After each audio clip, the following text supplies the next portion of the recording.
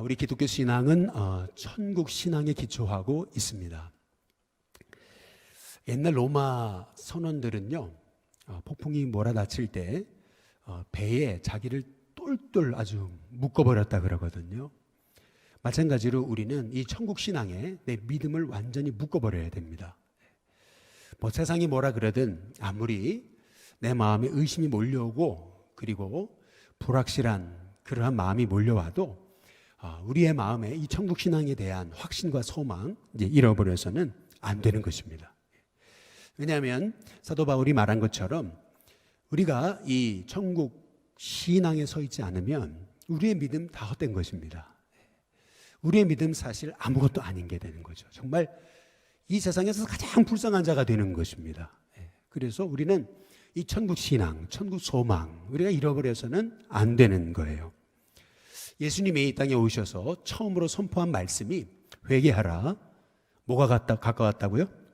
천국이 가까웠느니라 말씀하셨잖아요. 예수님이 십자가 고난 당하시기 전에도 요한복음 14장 1절의 말씀에 너희는 마음에 근심하지 말라. 하나님을 믿으니 또 나를 믿으라. 내 아버지 어디예요? 내 아버지 어디예요? 집에 거할 곳이 많다. 분명히 우리 예수님은 사역을 시작하시면서 또 십자가의 고난을 당하시기 전에 분명히 아버지 집 천국에 대해 말씀하셨고 또 십자가에 죽으시면서 바로 우리를 위해 운명하시기 그 직전까지 옆에 있는 강도에게 내가 나와 함께 오늘 낙원에 있으리라 분명히 천국에 대해서 예수님은 마지막까지 증거하시면서 우리 위해 십자가에 이제 죽으셨던 이제 것이거든요. 그래서 우리의 기독교 신앙은 실은 천국 신앙에 딱 우리가 중심 잡고 절대 흔들려서는 안 되는 것입니다. 실은 불교도 뭐 극락 왕생을 얘기하지만은 그러나 실은 불교에는 내세 신앙이 없는 겁니다. 이제 무속이 들어오면서 섞여진 거죠. 그러나 우리 기독교 신앙은 천국 신앙에 기초하고 있어요. 여기서 흔들리면 안 돼요. 로마 선원들이 폭풍이 몰려와도 바로 그 배에 자기를 꽁꽁 묶었던 것처럼 마찬가지로 우리도 천국 신앙에 나를 꽉 묶어버려야 됩니다. 그래야 내 믿음이 흔들림이 없습니다. 저는 우리 신께 성도님들이 이 천국 소망, 이 천국 신앙을 가지고 이 땅의 수많은 어려움 가운데도 우리가 이 하늘을 바라보고 땅만 바라보고 낙심할 것이 아닌 바로 이 새하늘과 새 땅 바라보면서 승리하는 저와 여러분이 될 수 있기를 주님의 이름으로 축복합니다. 그래서 오늘 말씀은 지난주에 이어서 이제 천국은 어떤 곳인가라고 하는 말씀이거든요. 실은 요한계시록에 오늘 22장을 보시면은 이 천국 새하늘과 새 땅에 관한 이제 말씀이 결국에는 에덴의 회복인 걸 알 수가 있어요. 깨어진 에덴, 창세기 3장에서 아담과 하와의 범죄로 인해 깨어진 에덴이 이 새하늘과 새 땅을 통해서 회복되는 것임을 우리가 이제 알 수 있는 겁니다. 우리가 이 성경을 보면서 우리가 주목해 봐야 될 건 뭐냐면 실은 성경은 강의 이야기에서 강의 이야기로 끝나는 거예요. 강의 이야기에서 강의 이야기로 끝난다. 이게 무슨 말이냐면 창세기 2장 4절에 한번 보시면은 이것이 천지가 창조될 때에 하늘과 땅의 내력이다 이렇게 얘기하거든요. 그러면서 창세기 2장 8절에 이렇게 얘기합니다. 여호와 하나님이 동방의 에덴에 동산을 창설하시고 이렇게 얘기를 해요. 근데 2장 10절에 보면 이런 말씀이 나오죠. 강이 에덴에서부터 어떻게 돼요? 흘러나와서 동산을 어떻게 됐습니까? 적셨어요. 생명수 샘물이 흘러나오니까 그 생명수 샘물이 이르는 곳마다 영혼이 살아나는 거죠. 이것이 바로 이 성경의 시작이에요. 그런데 아담과 하와의 범죄로 인해서 바로 그 강이 메말랐잖아요. 병들었잖아요. 그 강에서 흘러나오는 그 생명수 샘물을 잃어버린 거예요. 그래서 에스겔서 37장에 보시면은 하나님께서 에스겔에게 환상을 주시면서 하나님의 회복의 비밀을 말씀하실 때 마른 뼈가 살아난다고 말씀하시거든요. 그런데 또 이어지는 47장에 보시면 성전에서 흘러나오는 생명수 샘물에 관한 말씀을 주십니다. 그게 에스겔서 47장 이제 1절에 관한 말씀인데, 그가 나를 데리고 성전 문에 이르렀어요. 그 문지방 밑에서 뭐가 흘러나와요? 물이 흘러나오는 거예요. 그게 흘러내려요. 생명수 샘물이 성전에서부터 흘러나온다. 이게 중요한 것입니다. 그래서 에스겔 47장 9절에 보시면은 이 강물이 흐르는 곳, 이르는 곳마다 어떻게 돼요? 번성하는 모든 생물이 살아나요. 고기가 심히 많이 이제 일어납니다.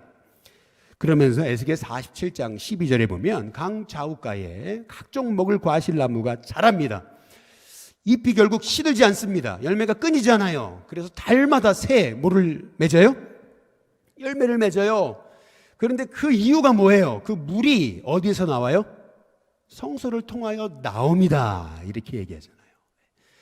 하나님이 세우신 성소로부터 생명수가 흘러나오는 그 하나님의 그 비전, 에덴이 회복되는 것, 그것이 바로 이 땅을 향한 하나님의 계획인 것이거든요. 결국 오늘 에스겔 47장 12절에 방금 읽은 말씀 끝에 부분에 보면 이런 말씀이 있어요. 다시 한번 띄워주시면은, 그래서 그 잎사귀는 뭐가 됩니까?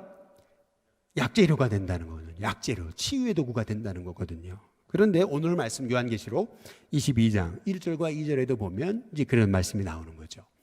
한번 다 같이 읽어보겠습니다. 함께 있습니다. 시작. 그가 수정같이 맑은 생명수의 뭐를요? 강을, 성경은 강의 이야기에서 강의 이야기로 끝나는 거예요. 강을 내게 어떻게 하셨어요? 보이시니 그랬어요. 하나님과 및 어린 양의 보좌로부터 그 강에서, 그 어린 양의 보좌로부터 뭐가 흘러요? 생명수가 흐르는 거예요. 보좌로부터 그 생명수, 그 강에서 생명수가 흘러나오는 거예요. 그래서 2절에 보면은 같이 한번 읽어보겠습니다. 함께 있습니다. 시작. 길 가운데로 어떻게 됩니까? 흐르더라. 강 좌우에 생명나무가 있어 12가지 열매를 맺되 달마다 그 열매를 맺고 그 나무 잎사귀들은 만국을 어떻게 돼요? 치료하기 위하여 있더라. 아까 약재료가 된다 그랬잖아요. 마찬가지로 생물이 흐르는 곳마다 생명이 살아나고 거기에서부터 그 잎사귀들이 바로 치유의 도구가 된다. 이제 이렇게 말씀하고 있는 거예요. 약재료가 된다. 이것이 의미하는 것이 뭐냐? 다시 말하면 천국은 회복의 장소라는 겁니다. 먼저 첫 번째, 천국은 회복의 장소다라고 하는 거거든요. 이 땅에서 우리가 많은 아픔과 상처와 또 절망을 겪죠. 육신의 질병을 안습니다. 그런데 정말 이 땅에서 아무리 명의가 그 사람의 병과 마음을 치료한다 해도 어떻게 그 영혼의 아픈 것들을 온전히 치료할 수 있겠습니까? 진정한 치유와 회복의 장소는 다름 아닌 하나님의 품이죠. 바로 천국이죠. 새하늘과 새 땅이죠. 그래서 이 주님이 말씀하신 천국은 어떤 곳인가? 오늘 이 에덴 동산에서 있었던 그 생명수의 강, 그것이 깨졌어요. 그런데 에덴에서 회복되는 거거든요. 그걸 말씀하시면서 우리에게 주시는 말씀은 천국은 어떤 곳인가? 회복과 치유의 장소다.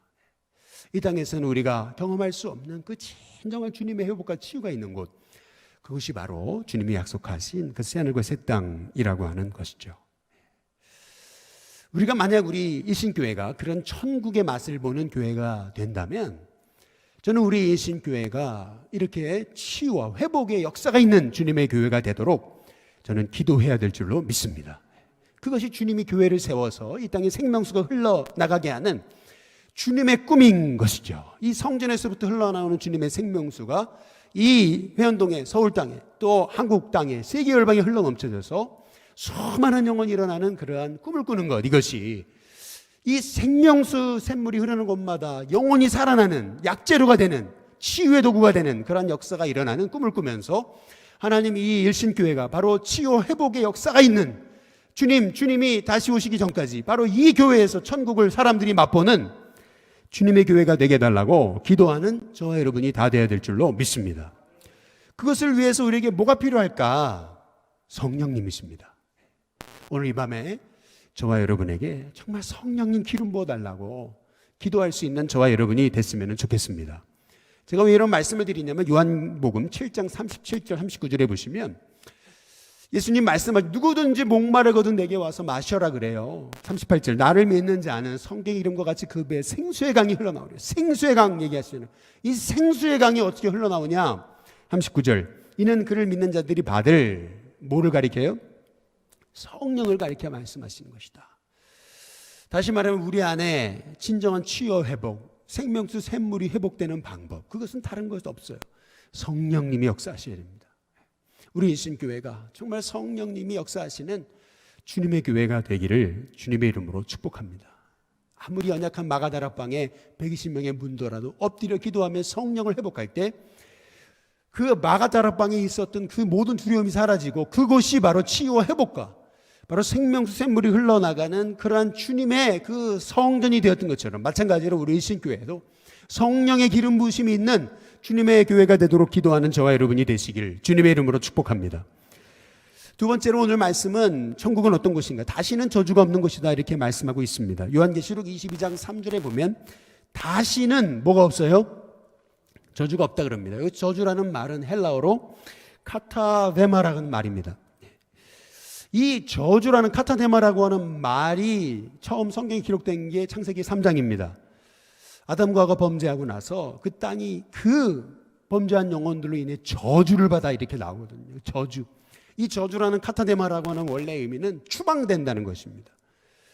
바로 죄 가운데 그 빠지면서 그들이 받았던 그 저주, 하나님부터 추방받은 거거든요. 다시 말하면 관계의 단절. 근데 오늘 말씀에 다시는 저주가 없다라고 하는 말씀이면은 이제 하나님과의 관계가 회복된다는 거거든요. 하나님의 임재, 하나님의 영광이 회복되는 것이 천국이라고 하는 것이거든요. 사울 왕의 가장 큰 비극은 그렇게 불순종하다가 결국 하나님 임재가 떠난 겁니다. 그러니까 도대체 하나님 뜻을 알 수 없으니까 나중에 무당 찾아가잖아요. 그게 가장 큰 저주입니다. 엘리의 아들 비나스가 그렇게 불순종하고 그렇게 성전을 더럽히니까 하나님 나중에 그 아들 이가봇이잖아요. 하나님 영광이 떠났단 말이에요. 하나님의 임재가 사라지는 것, 그것이 가장 큰 저주예요. 그런데 오늘 말씀 다시는 저주가 없다 그러잖아요. 하나님의 은혜와 그 임재, 하나님의 교통이 회복되는 자리, 그 자리가 천국이라는 것이거든요. 저는 우리 신교회가 하나님의 임재를 회복하는 교회가 되기를 주님의 이름으로 축복합니다. 그러기 위해서 저는 우리 신교회가 기도의 용사가 일어나야 됩니다.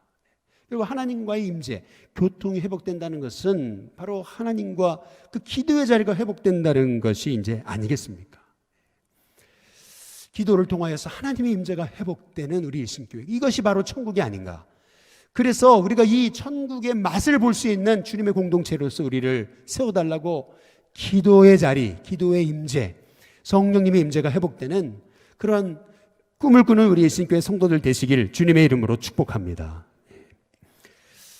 그래서 저는 우리 이번에 대강절에, 강림절에 우리가 보통 이렇게 강림절 기간 동안 보통 이렇게 4주, 주님의 오심을 기다리는 4주와 성탄절을 합쳐가지고 강림절, 대강절이라고 얘기합니다. 주님의 오심을 기다린다라는 의미에서 강림, 대림절, 대강절이라고 합니다. 전에는 우리가 강림절에 말씀 그냥 묵상을 했어요. 묵상. 그런데 이제 묵상을 넘어서 가지고 이제 올해에는 좀 이걸 해봤으면 좋겠어요. 말씀 선포를 해봤으면 좋겠어요. 이거를 조금 더 이렇게 확대된 의미에서 여러분 여기 배너를 보시면 아시겠지만 말씀 선포, 이거를 샤우팅이라고 해놨어요. 이게 어떻게 하는 거냐면 이제 속회를 통해서 여러분께 좀 알려드리겠지만 올해는 이렇게 이 묵상집을 좀 크게 만들었어요. 그 이유는 뭐냐면은 여기를 이제 펴 보시면은 이제 말씀이 있어요. 근데 이게 소리를 내 가지고 선포하면은요 5분이면 되는 거예요. 5분짜리예요. 근데 여러분 그거 아십니까? 카톡에 여러분이 카톡방을 딱 오픈하면은 그러면은 이제 여러분이 그 자리에서 이제 밑에 여기 옆에 뭐 플러스가 있어요. 누르고 딱 밑에 보면 음성 녹음이 있거든요. 근데 그 음성 녹음을 딱 누르면은요 여러분이 여러분 목소리를 녹음할 수 있어요. 또 5분짜리입니다. 5분밖에 못 해요. 그래서 여러분 그걸 딱 여기 말씀을 읽고 녹음하는 거예요. 그리고 나서 그냥 딱 버튼 한 번만 더 누르면 그게 카톡방에 올라가요. 무슨 말이냐면 여러분이 매일 하루를 시작하면서 강림절 기간 동안 말씀을 기대하면서 입으로 선포하는 거예요. 말씀을 입으로 선포하는 거예요. 그걸 잘했냐 못했냐 이게 중요한 게 아니에요. 입으로 선포했느냐가 중요한 거예요. 그래가지고 이 선포한 말씀을 카톡방에 올려서 그래서 매일 하루 5분 말씀을 선포하며 시작하는 강림절이 되기 위해서 한번 올해 이제 그걸 한번 좀 해보려고 그래요. 예를 들면 이런 겁니다. 하나님이 이르시되 그가 나를 사랑한즉 내가 그를 건지리라. 그가 내 이름을 안즉 내가 그를 높이리라. 이걸요 입으로 선포하면서 여러분이 녹음하는 거예요. 방법은 다 이제 속기를 통해서 이제 알려드리겠습니다. 그리고 또 영어가 가능하신 분은 영어로도 하는 거예요. Because he loves him, says the Lord, I will rescue him, I will protect him, for he acknowledges my name. 하면서 여러분이 선포하는 거예요. 입으로 선포하면서 여러분들이 이거를 녹음해서 올리는 거죠. 근데 참 놀라운 거예요. 내 입을 가지고 하나님 말씀을 선포하기 시작할 때 그때 놀라운 것은 그 말씀이 여러분의 삶에 임하여서 여러분의 삶에 있는 회복되고 치유되고 여러분의 입술의 고백을 통해서 여러분의 삶이 바뀌는 은혜가 있게 될 줄로 믿습니다. 그래서 한번 좀 해보려고 그러는 거예요. 네. 물론 우리 일신교회 전체 성도가 따라올 수는 없겠죠. 그러나 순종하고 따라오는 하나님의 종들에게 하나님께서 하나님의 임재, 하나님의 축복, 하나님의 기름 부으심이 저와 여러분 가운데 임하게 될 줄로 믿습니다. 마지막 세 번째로 천국은 예배의 감격과 기쁨이 있는 곳이에요. 요한계시록 22장 3절에 보시면은 다시 한번 같이 한번 읽어보겠습니다. 같이 읽습니다. 시작. 다시 저주가 없으며 하나님과 그 어린 양의 보좌가 그 가운데 있으리니 그 종들이 그를 어떻게 해요? 섬긴다. 그래서 섬긴다. 여기 섬긴다라고 하는 말은 라트리오라는 말이에요. 이 섬긴다라는 말은 다른 말로 예배하다는 말입니다. 진정한 섬김은 여러분 예배를 통해서 우리가 섬김이 우러나와야 돼요. 예배를 통해서. 그래서 이 라트리오라는 말은 섬긴다라는 뜻이지만 동시에 예배하라는 뜻이 있는 거예요. 진정한 서비스는요, 진정한 섬김은요, 서번트는요, 진정한 섬김은 예배를 통해 일어나는 거예요. 그래서 월크는요, 일꾼은 월시퍼, 예배자가 돼야 돼요. 그 예배의 마음을 통해서 예배 드리듯이, 하나님을 예배 드리듯이 성도를 섬기는, 주님을 섬기듯이 성도를 섬기는 것, 이것이 예배예요. 그래서 오늘 여기 다시 저주가 없으며 하나님과 그 어린 양의 보좌가 그 가운데 있으리니 그 종들이 그를 섬겼다라고 하는 말은 예배했다는 말이에요. 여러분, 예배 회복은요, 실은 성경의 시작과 끝이에요. 이 예배 회복을 통해서 오늘 말씀에 요한계시록 22장 4절과 5절에 보시면 그의 얼굴을 본대요. 다시는 밤이 없대요. 왜? 주님이 빛이시니까. 여러분, 이것이 진정한 왕 노릇입니다. 예배를 통해 내가 세상의 종 노릇하다가 예배를 통해 내가 진정한 그리스도 안에 왕 노릇을 합니다. 그래서 성도는 예배를 회복해야 되는 거예요. 예배가 핵심이에요. 왜 성경이 예배로 시작했다 예배로 끝나는 거냐면은 이 아벨이 최초의 순교자잖아요. 형에게 죽임당하잖아요. 왜 죽었어요? 예배 때문에 죽은 거예요. 그 가지 어린 양의 피를 잡아 하나님 앞에 예배 올려드리다가 결국 가인, 세상을 대표하는 가인을 통해 순교한 거예요. 성경이 말하는 것, 최초의 순교자 아벨인 거예요. 결국 우리가 이 땅에서 우리가 이 땅을 살아간다는 것은 예배에 승리하냐 승리하지 못하냐, 이 예배의 싸움인 거예요. 영적 싸움인 거죠. 그래서 오늘 요한계시록에 이렇게 이 다시 새 에덴의 축복이 회복되는 자리에 치유 역사가 일어나고, 그리고 그 땅에서 하나님의 종들이 하나님을 이렇게 섬긴다, 다시는 저주가 없고 섬긴다라고 했을 때 이게 예배를 얘기하는 거예요. 예배 회복. 그런 점에서 우리 일신교회가 정말 예배 회복을 위해서 기도하는 하나님의 종들이 돼야 될 줄로 믿습니다. 어찌 보면 코로나로 인해 예배 드릴 수 없는 상황이 오히려 예배를 향한 그 사모함을 우리가 갖게 된 점에 우리가 주목한다면 이건 축복이에요. 어찌 보면요. 모든 성도가 나와서 함께 이렇게 밀접한 예배드리는 못하지만 이 정말 오늘도 기도하셨듯이 우리가 함께 모여 예배드릴 날을 사모하면서 결국 우리가 예배의 중요성을 우리가 회복할 수 있다면 이건 진짜 축복입니다. 그래서 우리가 코로나 기간을 맞이하면서 어렵지만 그럼에도 불구하고 예배 담당자 준비 기도회를 통해서 준비하며 예배 드리자. 정말 준비된 예배를 드리자. 이거를 우리 성도들과 함께 이렇게 함께 할 수 있다는 게 복이라고 생각해요. 저는 그런 생각을 해요. 이게 우리가 보통 이제 이렇게 어떻게든 실수해서 이제 대표기도 펑크나거든요. 저는 그렇게 하고 싶어요. 대표기도 누가 대타 안 했으면 좋겠어요. 안 오면 그냥 하지 않으면 되잖아요. 준비되지 않은 그런 갑작스럽게 누가 대타하는 기도 안 했으면 좋겠어요. 그냥 대표 안 하면 되잖아요. 우리가 찬양했잖아요. 그럼 대표기도 넘어가면 돼요. 그리고 성경 봉독 바로 들어가면 돼요. 저 그렇게 생각을 해요. 앞으로 그렇게 했으면 좋겠어요. 우리 목사님한테도 그랬어요. 예배 준비 기도회 때 대표 기도에서 안 오면 그거 괜히 대표 기도다 대타 세우지 말자. 준비되지 않은 기도 그거 필요 없단 말이에요.